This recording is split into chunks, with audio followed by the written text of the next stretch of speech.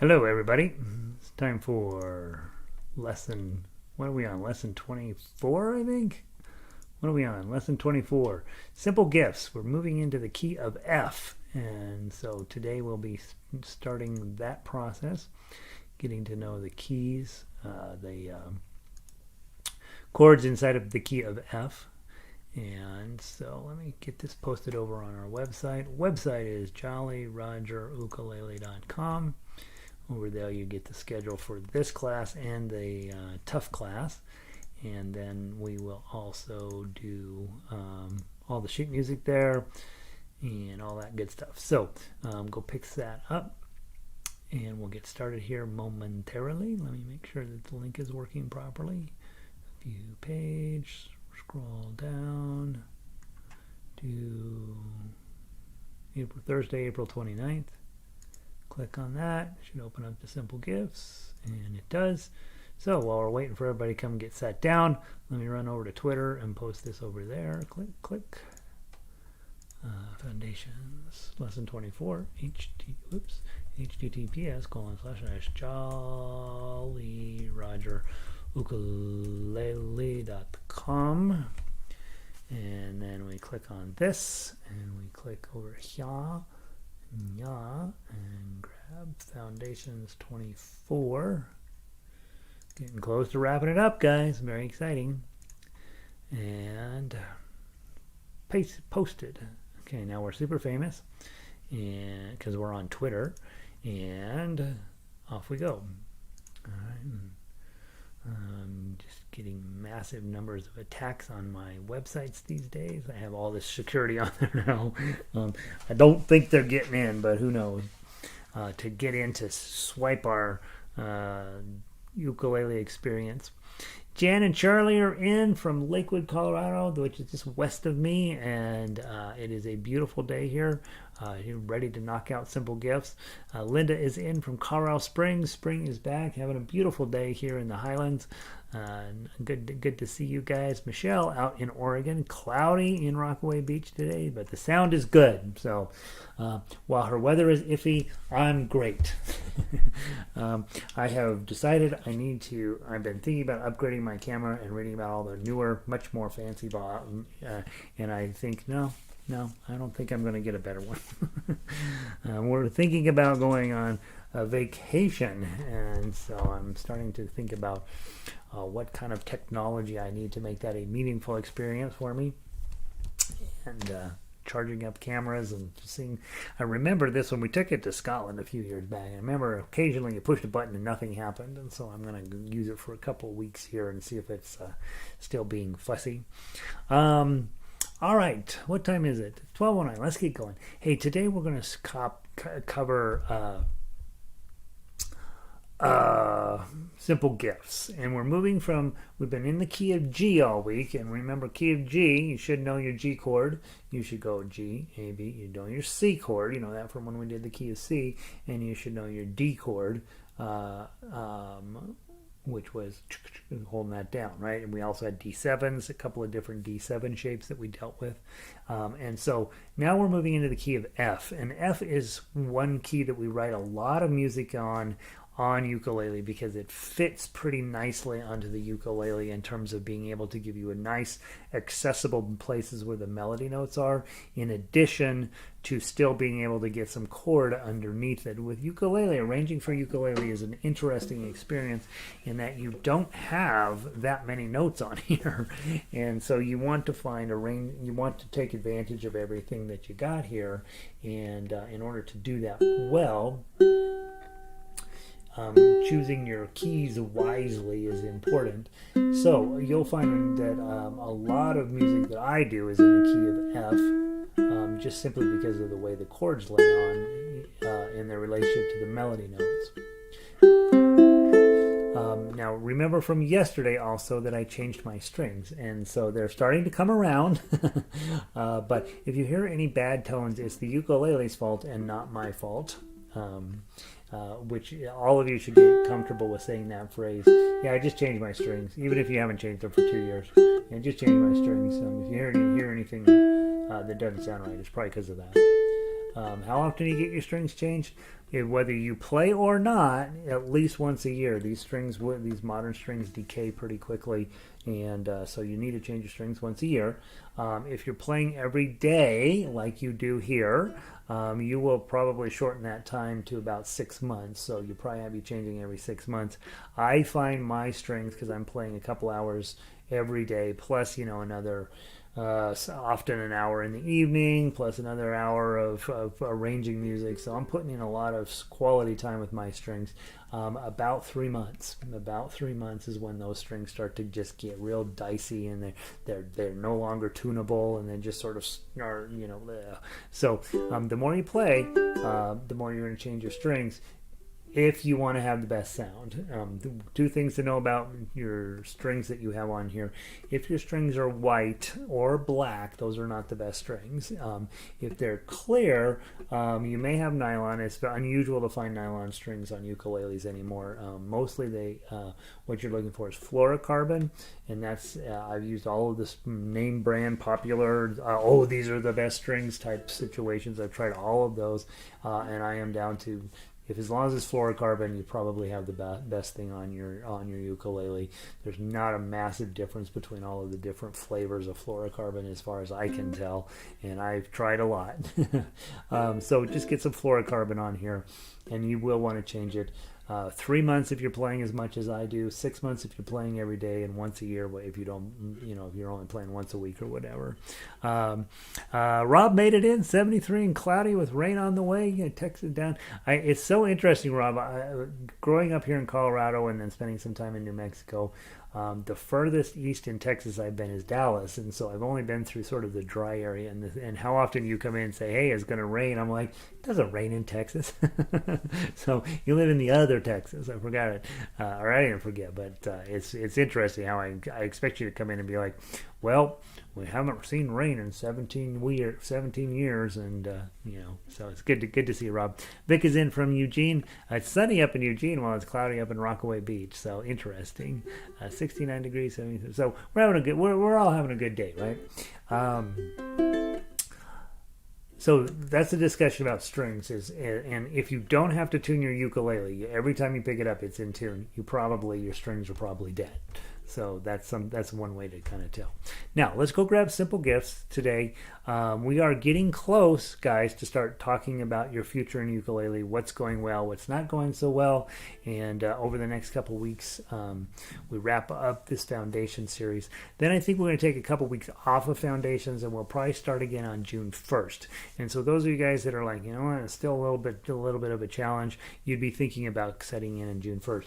Also, those of you who are thinking about, hey, this is going great, I want to teach other people how to play, you would be thinking about June 1st as well, because it's really helpful to sit in through these classes a few times. No, you don't have to teach it the way I teach it, but you should teach the same skills that I teach. And so for most people, they're going to be most ukulele players will learn an F chord and their C chord, and they'll sing this song, and that will be that. And that's the only skills that they ever take in. And there's nothing wrong with that. There's absolutely a joyous way to play ukulele. I'm very, very supportive of that way of playing.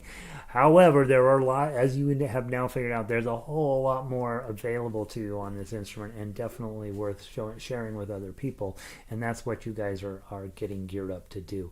So I recommend, if you're like, what, I'm having a great time learning this stuff, I want to share it with some other people. Maybe at the church group there, we're going to have a little ukulele club. I want them to be able to do more than just pick out a few chords and sing. I also want a few of them to know how to play melody. I would say, generally speaking, our local strum group here, when I started teaching, I went in and I checked with them and all that. Not one person was interested in this style of play. Once they're strumming and singing and having a good time with that, a few may be willing to go to that next level, but lots of them aren't. They're just not. That's not their thing. They want to show up once a month. They want to sing some songs, and then they want to go home, and they don't want to mess with it again. and so just know as you're looking at what you guys are doing, you're doing the hard stuff, you're doing the high level stuff. It's not that common for students of ukulele to be interested in that stuff, and so you're at this whole other level, and just be mindful that you are doing something that's exceptional and really interesting and really complete and really whole and very classical in our approach to it. Whereas the other way of playing is a social event, and it's fun, and you get to know some goofy songs and sing some things, and yeah. So that's what we'll be getting toward, that place where you're going to be making those decisions. Lots of you are going to be just fine playing music at the ever higher levels and just following along with what we do here, into the tough uke and into the Monday night classes and all that. And then some of you will be, yep, I do want to teach this. So sitting in through level 1, this foundation series a few times, just so you can make sure you know what all of the skill set is. Eventually I will put a whole book together with all of the details on everything that need to be taught on each of these lessons. But every single one of these lessons is here for a purpose, and I don't have anything in here that I don't think is important. So there's that. Let's see. Rob says 50 inches a year and lots of tall pine trees. Yeah, that's not my image of Texas at all, Rob. I'm glad. It sounds delightful, by the way.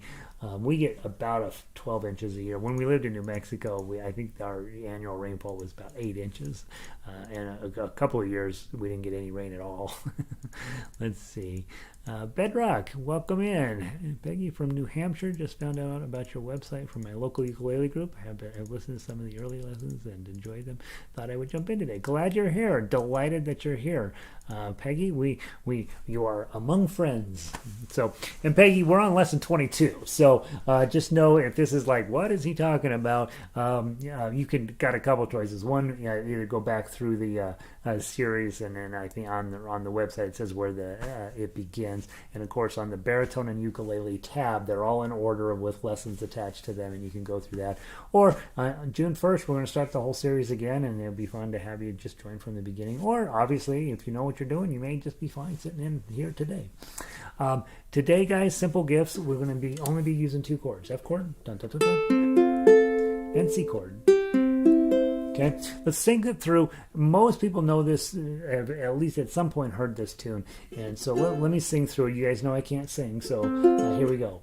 1, 2, 3. 'Tis a gift to be simple, 'tis a gift to be free, 'tis a gift to come down to where we ought to be. And when we find ourselves in a place that is right, it will be in the valley of love and delight. When true simplicity is gained, to bow and to bend, we won't be ashamed. To turn, turn and turn, it will be our delight, till by turning and turning we come round right. Okay, so really just very pleasant melody that goes with it, and only 2 chords. And so at this point, probably as you've been going through all of the other pieces, you're getting pretty comfortable with changing chords. Probably not a major deal to do this one. So then the next skill set we think about always is, hey, we're going to be fine with the chords. Whew, finally, something easy. Then we want to go through and take a look at playing melody, obviously. And the first thing I do, I look through there, I see 1s, I see 3s, I see 0s. That's it. I'm like, yes. Okay, but be disciplined. When you're playing 1s, you use your index finger. When you're playing 3, use your ring finger, and don't be making up other fingering choices. Don't try not to have your middle finger come and grab some 3s. Don't be in a hurry, right? Just say all of the 1s, I'm going to use my index finger. All of the 3s, I'm going to use my ring finger. This is first position. We've talked about that on a number of occasions. First position is here. Occasionally in G, we spent a lot of time talking about second position, because you don't have very many 1s in songs in the key of G, so you will tend to play in second position where your index finger's on 2. And then, of course, as they go up the fretboard, you have to start strategizing about what the best position for you is. So we're going to play all the 1s with your index finger, all the 3s with your ring finger. Let's give it a try. 1, 2, 3.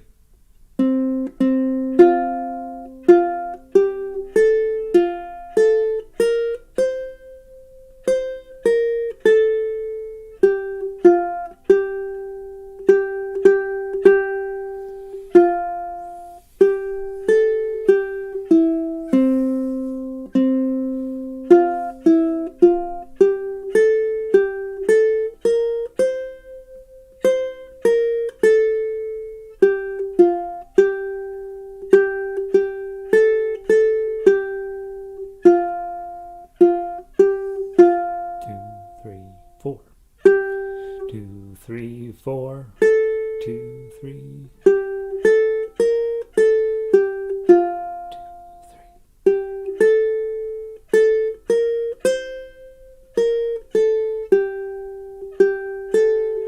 2, 3.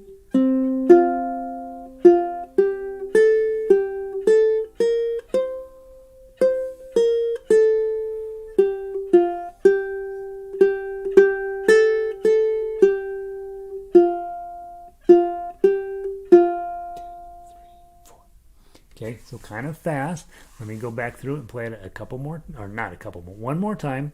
You got a sense of how the melody is working. Some of you know it, some of you don't. And as I mentioned yesterday, this is an old church song.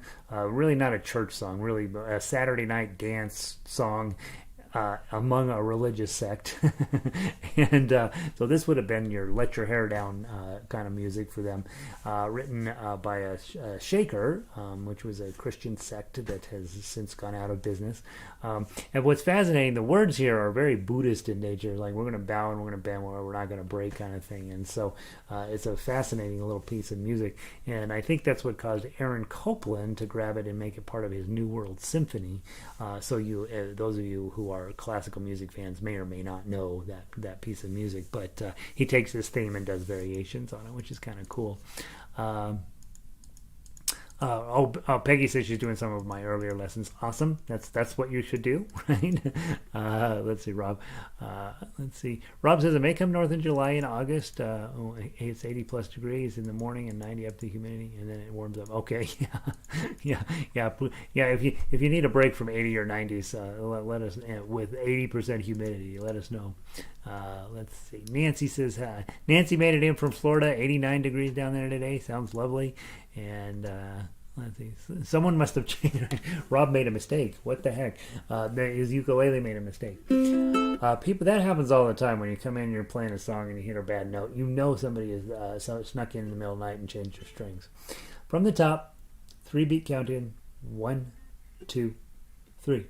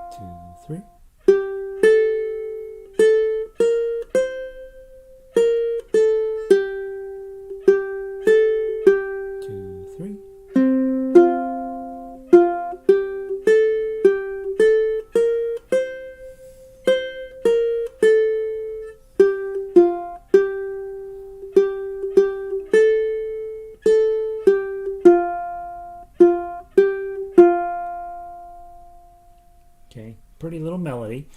Couple of things to pay attention to when you're not, well, let's talk about if you don't know the song, right? And a lot of the songs I hand out you've never heard of before. Your tools, one, go listen to the MP3 on the website. Every single song has an MP3 associated with it. So there's, 340 some songs up there now. They all have an MP3. So it's a good idea. Just go listen to the MP3 while you're reading the sheet music so you can get a sense of how the song works. Second thing, we don't talk a ton about the standard notation, but you notice it shows up on every single piece of music.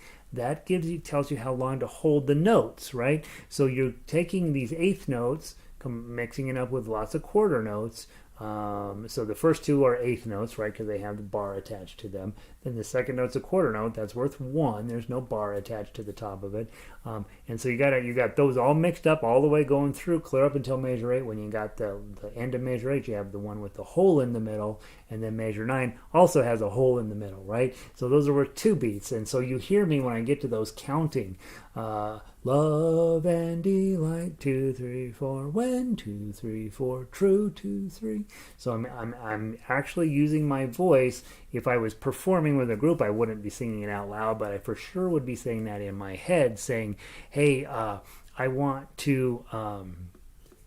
I want to make sure to have enough length on those notes. I want those to go a little bit further so that I don't accidentally come in early. In tablature, we have this horrible tendency of coming in early because we were like, all right, I played the 1, next note's the 3, clunk, and you come in early unless you have a method to prevent that. So you'll hear me, I count out loud in lessons, and if I'm performing, I'm counting inside my head. And that doesn't change. I did a gig one time with a guy who's been playing trumpet for 60 years, something like that, and we reached a part where I was doing the main part of the playing and he had to sit out for 24 measures, and I looked over, I'm playing away, just working myself to death, and after 60 years of playing trumpet, he's busy counting 1, 2, 3, 4, 2, 2, 3, 4, counting in his however many measures it was, a whole bunch of measures. He was just busy counting his way through all of those.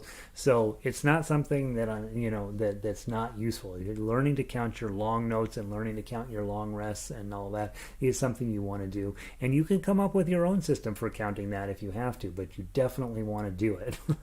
And like for me, when I count there, the traditional way would be love and delight, 2, 3, 4. That's what I do because I'm counting the 8th notes, but you could also count it as love and delight, 4.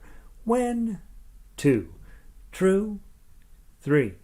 Simplicity is gain, right? But I find it easier just to count the 8th notes in that situation. Love and delight, 2, 3, 4. When 2, 3, 4. And so find a way to make sure your notes are the right length. And there's lots of tools you can use. Then quarter note with a dot on it. Remember, anytime there's a dot after a note, that means it's 50% longer than the note would normally be. So when you look at measure 9, when, that's worth 2 beats, and true is a quarter note with a dot, so that's now worth 1.5 beats. And it makes sense because the last note in there, sim, is a half beat. Okay, so that's one thing I'd say with a song like this that you may or may not be familiar with. You can use those tools to your advantage, and you're still going to use a tablature. It just helps you know how long the notes are. Also, playing with me is a very helpful approach as well, because I'm going to get them pretty close, and you're going to know when and where and how the song is supposed to go. So ukulele wandered through. He comes through from time to time.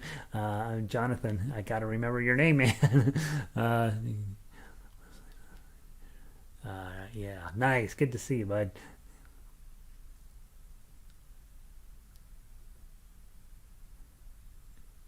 Yeah, nice. Good to see you. Cheers. I follow him on Twitter as well. So let's. The nice thing about ukulele, lots of ways to learn it, lots of ways to play it. I do have this tendency to be pushing everybody up toward composing and arranging and jazz and all of this top level stuff, and so lots of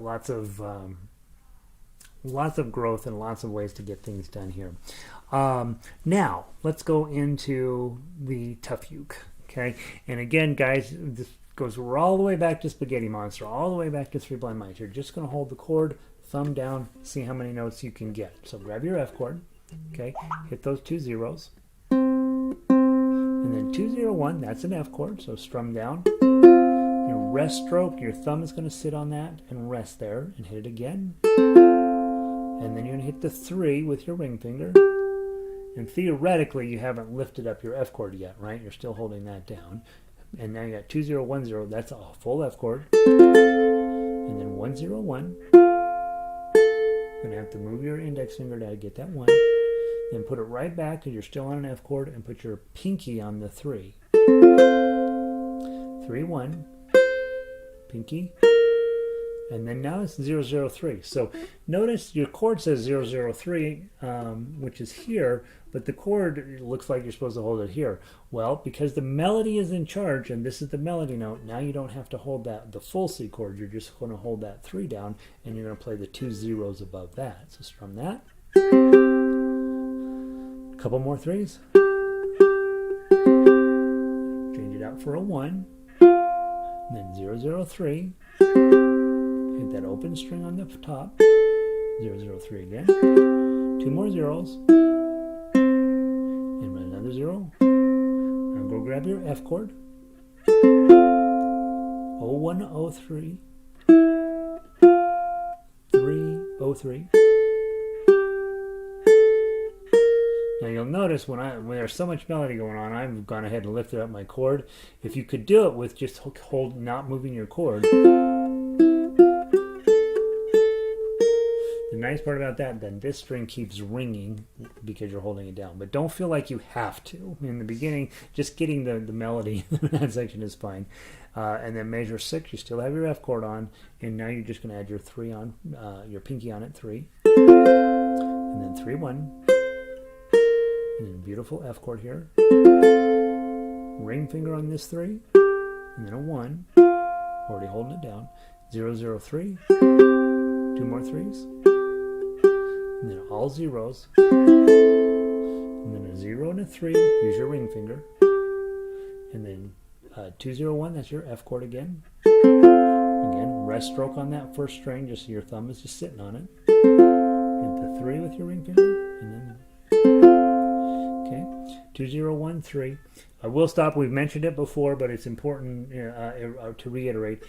You can use your ring finger there, and that follows our rules a little bit cleaner on this 2, 0, 1, 3. I did that for about 2 years, and I missed it all the time because my ring finger would land on the bar here. So years ago, I switched it out to my pinky. When I see 2, 0, 1, 3, I use a pinky. I haven't missed it since. I just think sometimes it makes sense to bend a rule, right? We're supposed to put our ring finger there, but I miss it all the time. If I put my finger there, pinky finger there, I never miss it. So I teach it to play a 2, 0, 1, 3 with your pinky, and I think you'll be more successful. So strum that, and then 2, 0, 1, 0, and then a 3, 0, 1, 0, 3, little F chord, 2, 0, 1, strum, rest stroke, 3, full F chord, 0, 1, F chord with your pinky, hit the 1, 0, then 0, 0, 3, hit the 3, 0, 0, 0, 3, hit the 0. Okay, F chord, 1, 3, F chord, 3, 1, 0, 3, 0, 1, F chord with your pinky, 3, 1, and then a nice F chord, 3, 1, 0, 0, 3, 0, 0, 3 again, and all open again, 0, 0, 3, F chord,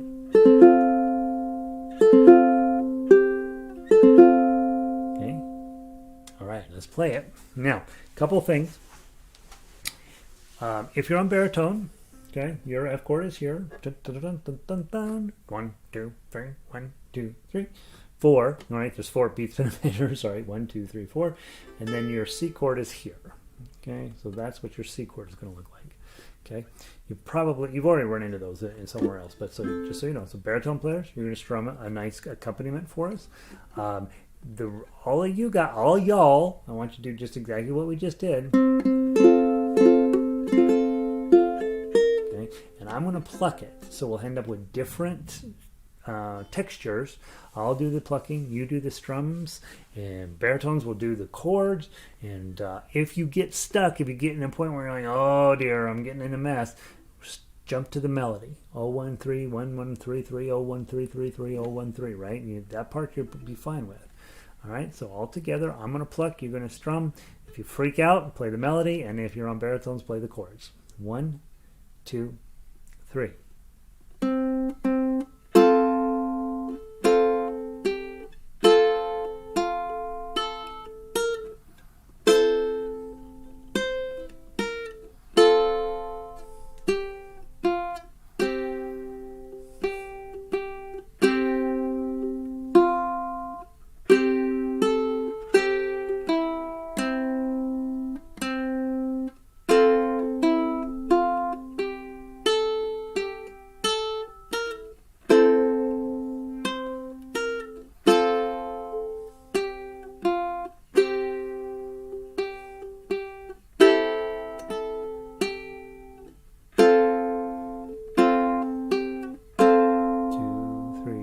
4. 2, 3, 4. 2, 3.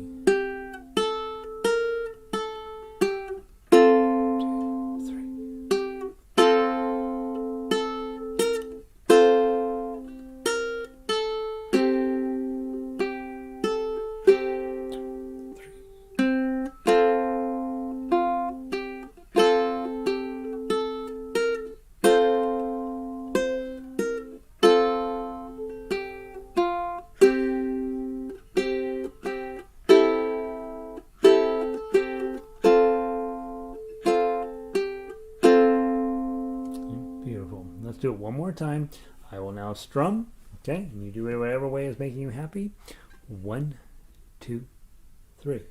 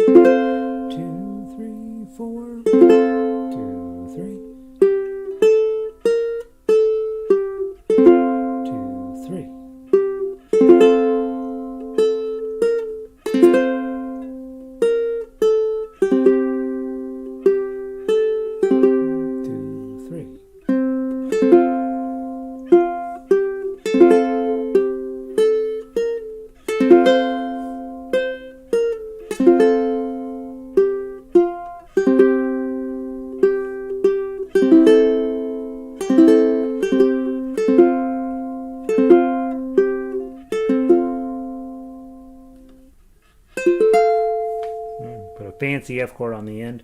Now your fancy F chord, you guys learned it in Yankee Doodle. You had an F chord way up there like that. Okay, 5, 5, 5, 8.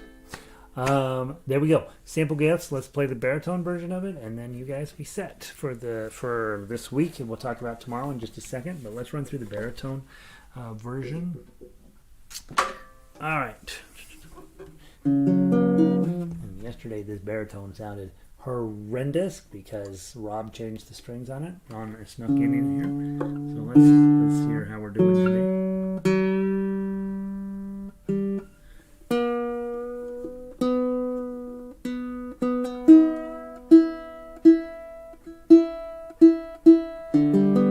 Probably going to need to put in a higher bridge on this one, higher saddle. All right, so I'm going to grab the baritone version of this, and ukulele players, you're going to be really happy because the chords are going to be easy for you, whereas they were pretty challenging for the baritone players. Your chords are your C chord. For ukulele, C chord is right here, and G chord is right here, okay? Baritone players, you got the same deal. F chord, or C chord here, and G chord, okay? Let's give it a try. Just couple times through for baritone, and you'll hear, and then so your job, ukulele players, you're listening to me play and just making sure your strums are coming in at the right spot. 1, 2, 3.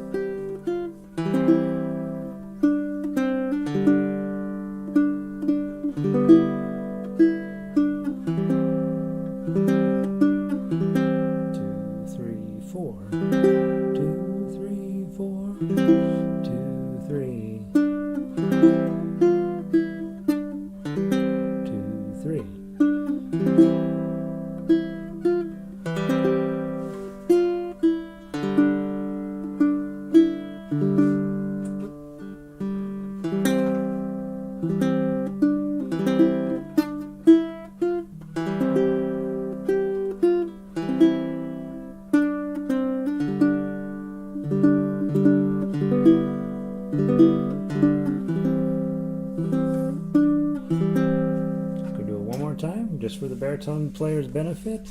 1, 2, ready, play. No, I did that wrong. 1, 2, 3, play. 1, 2, 3.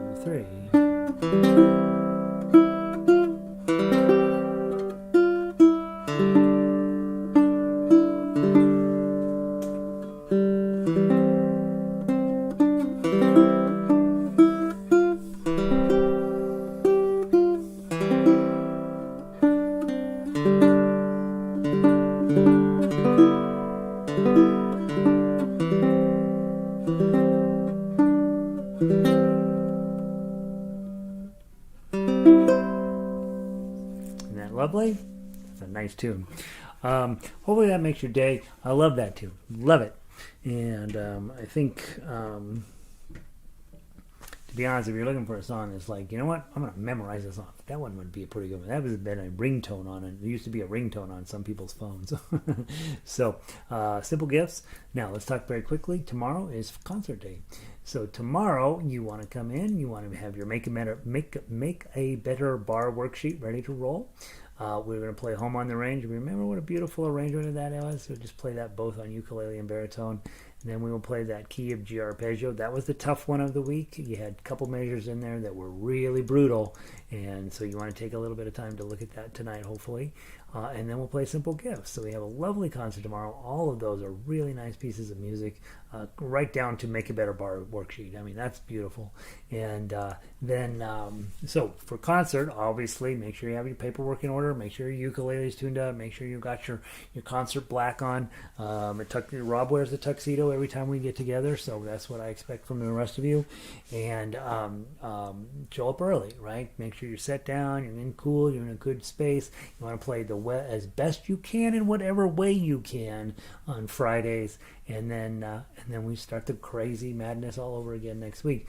Next week will be a short week. I am going to travel to see my mother-in-law, and so we are going to have a short week of it, and then we will be wrapping up the week after with your foundation experience. And so the week after we'll dig into in more detail what makes sense for you going forward and how best to fit into the rest of the stuff we're going to be doing this summer. I've pretty much got it figured out what I'm doing this summer, and then into the fall. I don't quite have the schedule yet together for fall, but I do have a pretty good idea where we're heading and what we're doing now. Rob is brushing his hair right now. Rob is getting ready already. So we have a good summer planned, one where you can come in and be a part or not be a part and just sort of make it a little less formal. We will have the foundation series once or twice this summer, so that you can tell people, hey, come in and get started with me, and we'll play it together. I will tell you, I have plans we are at 350-ish arrangements on the site right now. My current plan, I believe, will get us to 1,000 maybe within the year. So there's going to be a little bit of a different approach this summer, and we're going to continue to add to the jazz music that we're working on Monday nights. Now, I am very iffy on jazz. I'm not pushing jazz at all. I just know that on our instrument, that's definitely the hardest stuff to play, and those guys on Monday nights, they like that. They like a challenge, and so we're going to continue to do that on Monday nights. And then this summer, we're going to work on arranging, and we're going to do a lot of modern music. Most of that modern music is going to end up in the members section, so you can either come every day and be a part of it, or you can become a member and then just pick and choose as we go along. But we're going to do a lot more modern music. You guys endure me throwing a whole bunch of old-fashioned music at you because I know it's good. And then this summer we'll deal with Elton John and Neil Diamond and Simon and Garfunkel and all that stuff. Then by modern, we'll keep it pretty loose. I've never done very much music from the 50s. We'll probably do a little bit of music from. I've done Elvis, but I haven't done much of the other stuff. And there's a lot of great Motown stuff that I've never touched, which I want to. And so we still have plenty more music coming your way. And the key here is play what you can, do what you can at your level, and keep showing up. And that's the key, right? Is if you just keep showing up, pretty soon what used to be hard will be easy, and the new stuff will be hard. And then we always are pushing harder. So hope you guys are having a wonderful day. I'm going to pull the plug. Let's see. I'm trying to remember. We had all kinds of people come in here today. So Jan and Charlie, good to see you. Linda, Michelle, Rob, Vic, Peggy. Let's see. Who else did I miss? Let's see. Oh yeah, I know, and of course Jonathan stopped by. So good to see all of you guys. Hope you're having a wonderful day, and I will talk to all of you either next hour. Next hour we have a very fancy version of Happy Birthday, which you're going to want to know, and we're going to have for He's a Jolly Little Fellow. So and so that should be fun. You can come hang out with and do that one as well. It's not brutally difficult stuff today, and so there we go.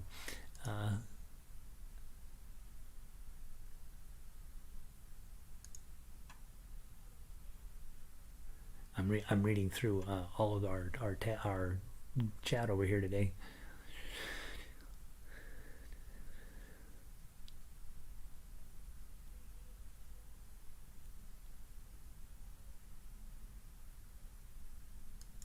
All right, very good. Okay, awesome. I don't even know what some of that means. All right, Michelle, Rob, let's see, and Jonathan, thanks for being here. I really appreciate that. I appreciate all you're doing as well. So thank you. Good to see you, buddy. And let's see, Nancy. Yeah, New Hampshire's killing it, guys. Go talk to the people in your state. We have Rob is upholding the entire state of Texas for us, so we gotta get somebody from every state. That's one of our goals, right? What we do here is good stuff, and it's worth sharing. So let people know what we're up to. I'm terrible at advertising. I just don't have time and don't have an interest in it. So we count a lot on word of mouth, and you guys just sharing this with other people. So I want to go to New Hampshire someday. All right, guys, I'm gonna pull the plug. Have a wonderful day. Talk to you soon. Peace.